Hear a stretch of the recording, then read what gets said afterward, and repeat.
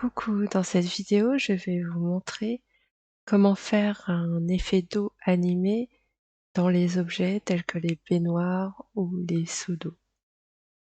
Pour ce faire, on va aller dans Terrain et on va utiliser l'outil Waterbrush. Donc l'outil sert à créer des étendues d'eau. Vous pouvez créer des mers, des rivières, des étangs. Et vous voyez là, il passe sous les murs, mais on peut on peut dessiner sous le sol, ça fait des effets assez rigolos. Donc là, je vais effacer ce que je viens de faire. Donc là, tout d'abord, pour l'effet que je souhaite faire, j'ai changé la couleur. Vous remarquez qu'il y a deux couleurs, hein. Il y a la couleur de l'eau profonde et la couleur, le bord du rivage, en quelque sorte, une couleur plus claire. Après, ça, c'est par défaut, hein. Si vous voulez, si vous décidez que la couleur qui se rapproche du rivage est plus foncée, vous faites ce que vous voulez. Moi, j'ai besoin en fait que ce soit la même couleur pour les deux. Donc là, je vais choisir un bleu comme ça, mais il me faut la même couleur. Vous voyez, c'est joli, hein. Sauf que moi, j'ai besoin là d'avoir la même couleur pour les deux. Donc je vais aller chercher la couleur dans la pipette. Je vais faire un CTRL-C et je vais éditer la deuxième et je vais faire un CTRL-V. De cette manière, j'ai exactement la même couleur pour les deux. Donc le rendu est pas super, hein, pour une étendue d'eau, mais il est parfait pour ce que je vais vous montrer. Donc je vais faire Alt pour effacer, comme lorsqu'on a construit l'auberge. Je ne sais pas si vous vous souvenez. Voilà. Et quand on construit, vous voyez, c'est en jaune, et quand on déconstruit, c'est en bleu. Bref, on va passer dans le vif du sujet. On va zoomer, CTRL et la molette. On déplace un peu la carte en laissant appuyer sur la molette. Et du coup, je vous avais montré là tout à l'heure qu'on peut faire, on peut créer de l'eau là comme ça fait un effet déformant avec le sol, mais moi c'est pas ce que je veux. Moi je veux de l'eau dans la baignoire. Donc déjà, je vais utiliser une forme d'objet plutôt que la brosse. Petit souci, c'est que je peux pas cibler comme je veux. Il faut que je décoche Snap en bas. Voilà. Et je vais dessiner ma forme. Une forme ovale. Donc là, je dessine un cercle aussi. Là, j'ai bien dessiné en fait ma forme d'eau. Sauf que elle n'est pas visible car elle est dans des couches, sur une couche inférieure. Donc là, toute l'astuce est de prendre l'objet, sélectionner l'objet en bas à gauche et de changer son layer, changer sa couche. Donc, si vous vous rappelez, les couches qu'on peut utiliser, c'est les couches en blanc. Et là, justement, j'ai une couche en blanc que je peux sélectionner en -100 sous l'eau. Donc l'eau est à 0, et là, en sélectionnant -100 sous l'eau, je fais apparaître la forme que j'ai dessinée. Faire la même chose avec le seau, et la forme apparaît. J'ai sélectionné le seau, et regardez, elle est bien là.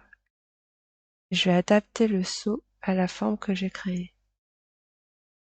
Du coup, vous voyez, par rapport à ici, ça rend quand même vachement plus cool. C'est quand même plus joli. J'ai fait la même chose, hein. Donc j'ai passé en -100 les objets. Tant qu'à faire, vu que je suis dans le l'onglet sélection et je vais retourner dans l'onglet terrain water wash pour refaire exactement la même manip.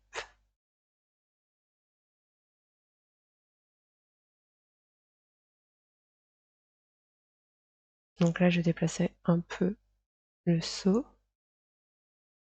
Donc là, c'est nickel. Du moins, ça me convient. Et je vais faire la même chose avec le seau dans la cuisine.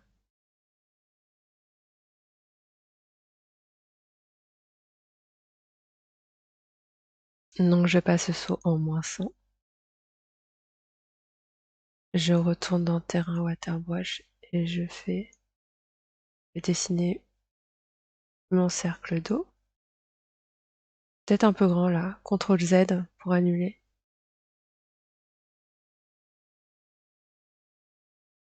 Il est encore un peu grand, mais c'est pas grave. Je vais dans sélection. Je vais sélectionner mon seau et je vais l'agrandir. Je vais l'agrandir et je vais le déplacer. Je vais même un peu zoomer. Voilà. Là, ça me convient. Mais je vais vous montrer comment rendre plus cool ce qui était déjà très cool. Je vais sélectionner les poissons et les poissons, je vais les passer en -100.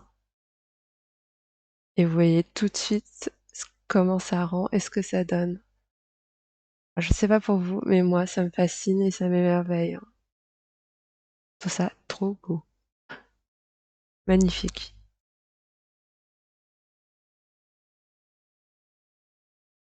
Donc voilà, vous voyez, c'est très facile de créer un effet d'eau dans les objets. Une fois qu'on sait le truc, on peut pas s'en passer. Ou du moins, il ne faut pas s'en passer parce que ça rend vraiment super bien. Maintenant, si vous n'avez pas compris ou c'était vraiment obscur pour vous, tout tout ce qui était autour des changements de couches et des layers, je vous invite à regarder ma première vidéo dans laquelle je construis mon auberge avec tous les objets. Et dans cette vidéo, j'explique pendant tout le long comment faire pour jouer avec les différents layers, les différentes couches, pour avoir des objets sous la table, par exemple, le tonneau, la caisse, des objets au-dessus, des objets qui sont sur la table, des objets qui sont sur les objets sur la table, etc. J'ai déplacé le cajot là. Pareil pour les tabourets qui vont sous la table, la nappe, et même je peux mettre des objets sur la nappe. Donc voilà, j'espère que ça vous sera utile. C'est tout pour cette vidéo. La prochaine, j'essaierai de finir mon auberge parce que j'en ai besoin.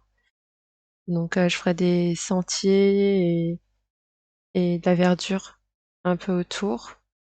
Je ferai certainement aussi, je vais faire quelques changements au niveau de la cheminée pour faire comment dire, une lumière ambiante hein, qui donne vraiment un effet de feu de cheminée.